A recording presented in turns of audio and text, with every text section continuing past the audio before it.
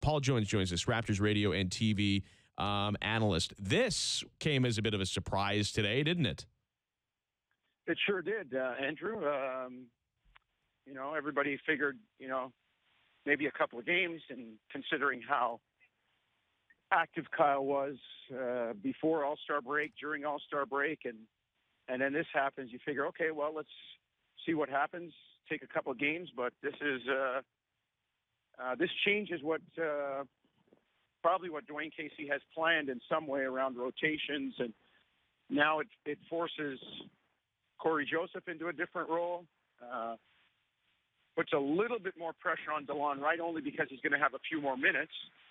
And then maybe you're looking at Fred VanVleet. You miss an element of leadership, that nebulous quality that we can never define. But, it changes Toronto. Adrian Wojnarowski tweets this. I'll read this verbatim. Sources: Lowry could return within 4 to 5 weeks, play regular season games prior to playoffs. Emphasis on the word could.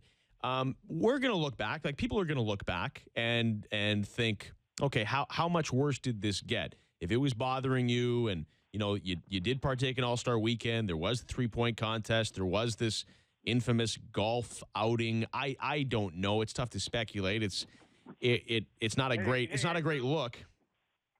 Let me say this. What a guy does on his own time, unless he's doing something that's extremely dangerous and high risk, like jumping out of a plane or something like that, or riding in, the equivalent of the Daytona 500 motorcycle race. Like, what a guy does on his own time is his own time. I'd rather Kyle Lowry be out on a golf course than putting dollar bills in G-strings. Oh, sure. Yeah, no doubt about it. But if his... excuse me for the kids that are listening. But, and I'll say this about what happened on the All-Star Weekend. Kyle Lowry's the kind of guy that, we've watched him for years. If he feels he can play, he's going to play. And that means a game in the schoolyard, the 7th game of the conference final, or the All-Star game. He's not the kind of guy that says, well, I can't go. He doesn't take games off or take it lightly. They have to prepare him to rest him for a game, and he doesn't like that. So an athlete knows his body better than anybody else. If he felt that, I can go to the All-Star game and I can play, my wrist is sore, but no big deal, we'll get through it. Some people might have said discretion says rest. He says, well, no, this is who I am. The same way P.J. Tucker told Eric and I on Friday night, his wife and his agent said, you know what, it'd probably be a good idea if you didn't play tonight. P.J. told Eric and I, hey, man, that ain't me. I'm here to ball. This is how I make my living. This is how we put food on the table. I'm going to work. So I think the attitude that, the sword has two edges, right? The strength is also the weakness. And some people might look at it, well, he should have taken the weekend off, or he should have not played, or what.